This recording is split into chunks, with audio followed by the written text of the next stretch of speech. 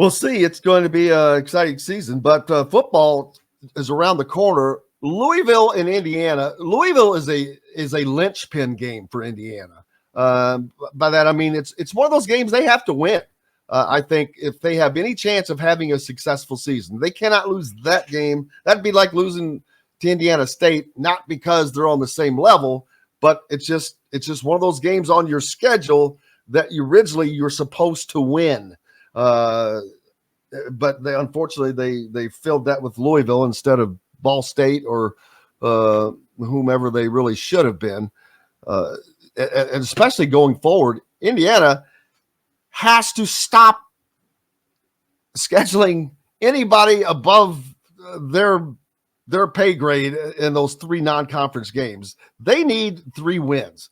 I hate that. I hate to go see Indiana play, Indiana State or Ball State. It's not exactly a great college game that you're going to expect, but that's what they need for their program, because if they do that, and then with the changing schedules that would be coming and not having to play Ohio State, Michigan State, Penn State every year, they have a legit shot of making a bowl game every year, especially as the schedule, they're going to get hit. They're going to take some hits and have to play some tough games, but they're probably going to have a few more winnable games.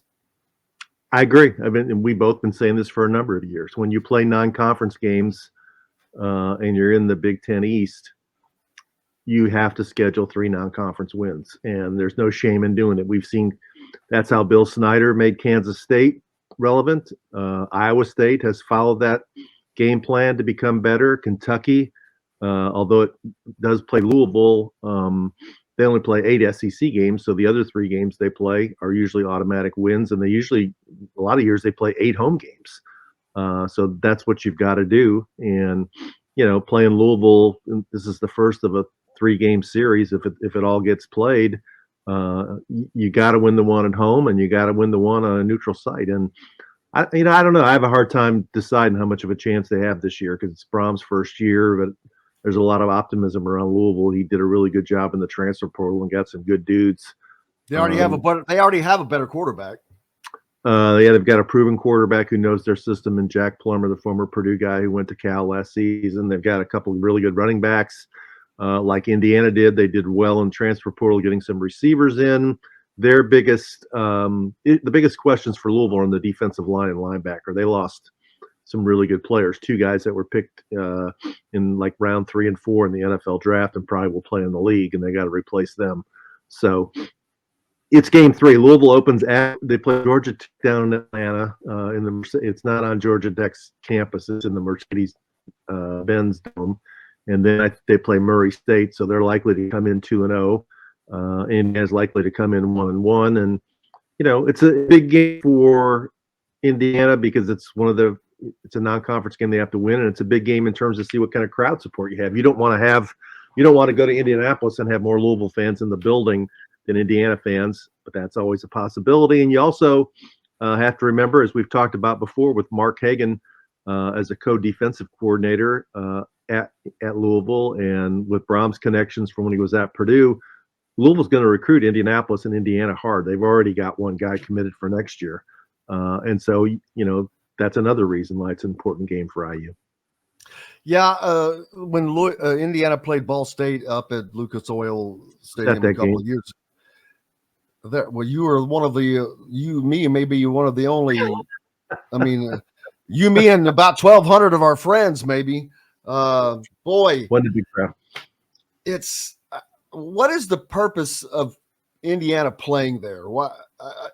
If it was somebody else, I would get it, but this is Indiana. You can't fill your own damn stadium. Why are you going to a bigger stadium in Indianapolis, which is cool and all that? Yeah, but you're not there yet, and you don't have the support.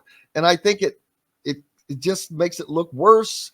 It's a kind of an away game, another away game in essence. Well, it shouldn't be, but I think I give them credit for trying different things. I mean, you try to grow your fan base in Indianapolis. You try to do things to you can tell recruits you're going to play one game in an NFL stadium. And if you're going to play a 3-game series with Louisville, you're going to have to pick a you either have to make it a 4-game series, so it's 2 games home and home, or a 2-game series just home and home. And if you make it a 3-game series, you got to put the third game in a neutral site. So you either got to put it in Indianapolis or Cincinnati or somewhere, and it makes more sense to put it in Indianapolis. So but I agree with you. Once this series is over, they need to schedule 3 games that they're going to win until you get the program built to take the next step. I mean, look at a lot of other teams in the Big Ten. They usually play 3 non-conference home games that they're going to win. The teams that are not the big dogs in the Big Ten. That's just you have to do it. And as sports writers, we might grumble that who wants to go watch, Indiana State or Indiana and Akron, but they got to get to 6 wins. Then they got to start winning a game, what they haven't done in 30 years. Is that right? 1993. You got to take each step as it goes, and they're getting a break next season with, as you mentioned, getting out of the division with Ohio State, Michigan, and Penn State. And then on top of the play, by playing Louisville, now they have to go to Louisville next year. Yeah. So now you have one less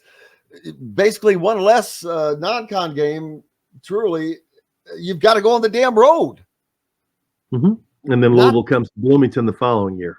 Yeah, but this is not. Yeah. Just not. Well, that's why there was talk in the wintertime that I think they don't want to play the rest of the series. Yeah. Well, and with all the schedule changes and with realignment, and the Big Ten is going to need to adjust all the schedules, I could see that happening. And Indiana would be, if they could get out of it, they would be very, very smart to do so. And it would be an opportunity. This is actually an opportunity, I think, for Indiana to build their football program right now. You're getting out from under this sledgehammer. It's like one of those things that just drop, just keep pounding. That's what playing in the Big Ten East has been. All right, you're going to be out of that. Indiana has to commit to football, take advantage of this breath of air, and do whatever it takes to get competitive, and do it now because your schedule is going to be easier. We don't know what their schedule will be next year because they've already taken it back off of the board, other than Florida International on August 31st, Louisville on September 7th, and then Charlotte September 21st. They have to have another. No, that's all 3 non-con games. So yeah, we don't know what. At least they won't be opening with a Big Ten team next year. Yeah, unless they play in week 0. That's another thing for Indiana is that, how many times have when they started the season, they start the season with Ohio State. I can think this is at least the 3rd time Ohio State's come into Bloomington for the season opening. I think it's 5 out of 7 opening with a Big Ten team, which is ludicrous when there is no one in the Big Ten has done that. And Ohio State has been 3 of them, I think. Right. I mean, like Maryland is a team that is roughly equivalent to Indiana. I mean, they're trying to. Okay, Maryland opens up against Towson State, then they have Charlotte, and then they have Virginia. So I mean, Virginia is an ACC team. They're one of the worst ACC teams. That's the way you got to do it. That kind of way. And Indiana actually used to do that back in the Bill Mallory days. You remember they were always 3-0, right? And then they'd go 3-3 or whatever. But they were always 3-0. Especially in the age of transfers, everybody's still learning the system. I still don't get the stick. Here's one, Jim. Here's one. Michigan. How about Michigan? They're a contender for the national championship. They're 2nd in the coaches poll. Here's who Michigan opens up the season against: at home against East Carolina, at home against UNLV, and at home against Bowling Green. They don't even play a Power 5 team. They play their first 4 games at home. They don't open with a conference. I mean, that's the kind of schedule that Indiana should have. That's Michigan we're talking about, a team that's playing for the national championship. And they did the same thing last year. And their football program will probably make about $24 million in those 4 home games.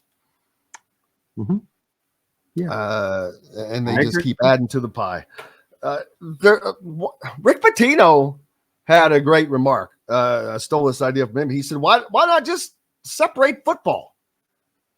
Which would have been the smart thing, because football is so separate from everything else. I know basketball is kind of, but not like football. Football's the engine that drives the train. Why not just separate football, and the conferences could have been left intact other than that? Basketball, baseball, yada, yada, yada. I agree. That's something that should be talked about. I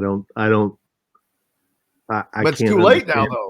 though. Yeah, it is, but it is too late. But I mean, we all know that what we have today is going to change next year and the year after that until they finally get it to the way they really want it. I mean, this is an evolution of where it's going, and it's ludicrous to think about who in the world is going to care about a Rutgers Oregon basketball game. Who is going to care about a Penn State USC basketball game, men and women? I mean, or in the ACC, if they had Stanford or Cal, like, you know, Florida State against California in basketball, and they travel all the way across the country.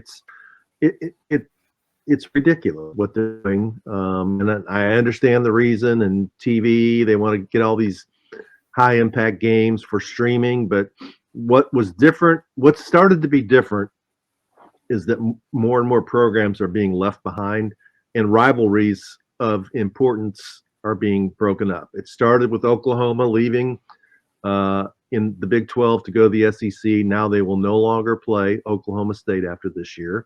And now you look at Stanford, Cal, Washington State, and Oregon State have been left behind. Oregon and Oregon State probably won't play anymore. Washington and Washington State won't play anymore. I mean, I don't think that's what fans want. I really don't. But and we've already talked about the stupidity of, you know, if you're a baseball player, you go to USC and UCLA, which are good college baseball programs. Do you really want to be in a league where you're flying across the country in April and playing a game at Penn State where it's going to be 37 degrees? I don't think you do. So it's. I think that they'll be smart enough to do some different things, especially with the Olympic sports. They're going to have mass events in probably locations where you're going and you're competing multiple, which you'll have to do that for cost measures, which would also be kind of cool too, because you're going to see more teams. But yeah, there's going to be good and bad to it.